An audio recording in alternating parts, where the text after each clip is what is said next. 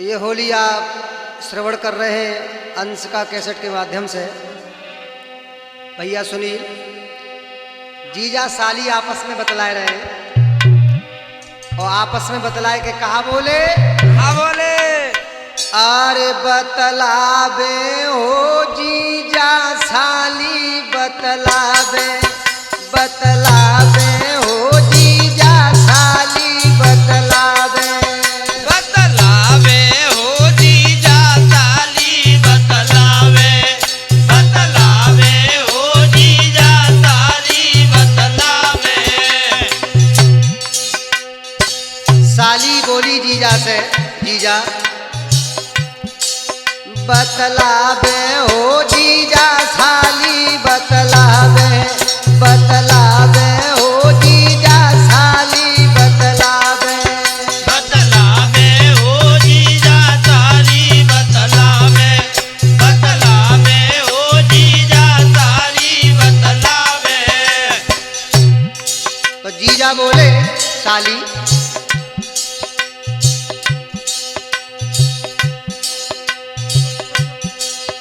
अरे सुन मेरे जीजा ओ मेरी साली होली पे तुम आई जाइयो।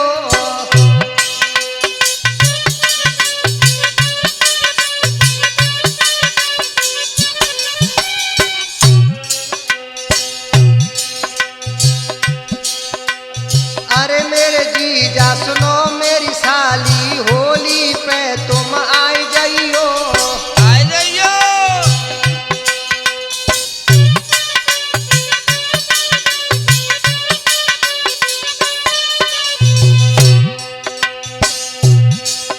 और होली खेले हम तुम संग में रंग अमीर उड़ाई जाइयो।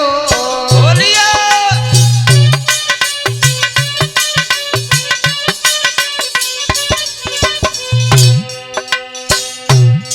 सोई राम हरे अरे परिवार की तुम धूली उड़ावो सोई साली री परिवार की तुम धूली उड़ावो। अब हम तुम गले लगावे हो जीजा साली बतलावे बतलावे हो जीजा साली बतलावे हो जीजा साली बतलावे बतलावे हो जीजा साली बतलावे बतलावे हो जीजा साली बतलावे बतलावे हो जीजा साली बतलावे बतलावे हो जीजा साली बतलावे बतलावे हो जीजा साली बतलावे।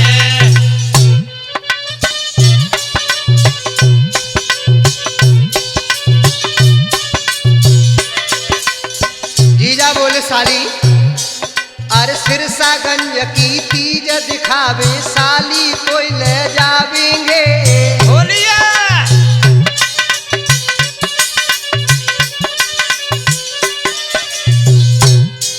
अरे सिरसागंज की तीज दिखावे साली तो ले जावेंगे।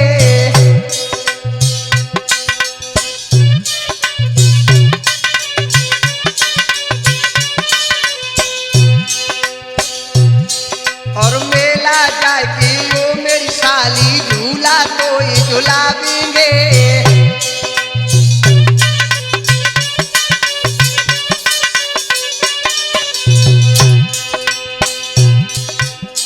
मेरी साली री मक्खनपुर की पाछे देखे अब हंसी हंसी कंठ लगावे हो जीजा साली बतलावे बतलावे हो जीजा साली बतलावे बतलावे हो जीजा साली बतलावे बतलावे हो जीजा साली बतलावे बतलावे हो जीजा साली बतलावे बतलावे हो जीजा साली बतलावे बतलावे हो जीजा साली बतलावे बतलावे हो जीजा साली बतलावे।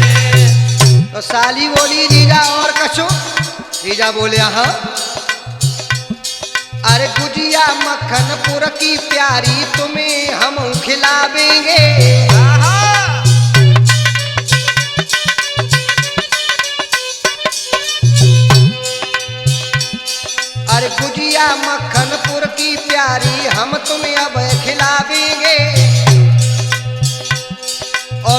अपनी गाड़ी में बैठा कि फिरोजाबाद ले जावेंगे।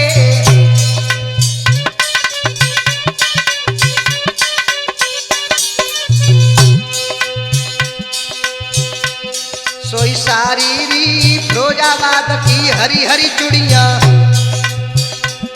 अरे सारी री फिरोजाबाद की हरी हरी चूड़ियां, अब साली तुम्हें पहलावे हो जीजा सारी बतलावे, बतलावे हो जीजा सारी बतलावे, बतलावे ओ जीजा सारी बतलावे, बतलावे ओ जीजा सारी बतलावे, बतलावे हो जीजा साली बतलावे, बतलावे हो जीजा साली बतलावे।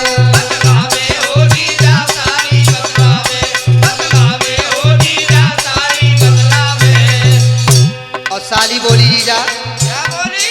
अरे वायदा किया भूल मत जाना, ऐसे कहने लगी साली। बोलिए।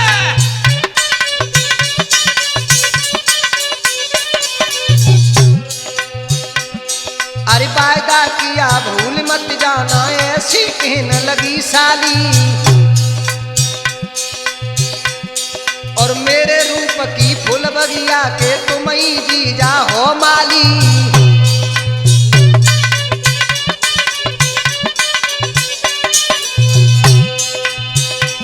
सोई भैया रे फागुन मास याद तुम रखियो, सोई भैया रे फागुन मास याद तुम रखियो। अब ऐसे गूजा खवाबे हो जीजा साली बतलावे, बतलावे हो जीजा साली बतलावे, बतलावे ओ जीजा सारी बतलावे, बतलावे ओ जीजा सारी बतलावे, बतलावे हो जीजा साली बतलावे, बतलावे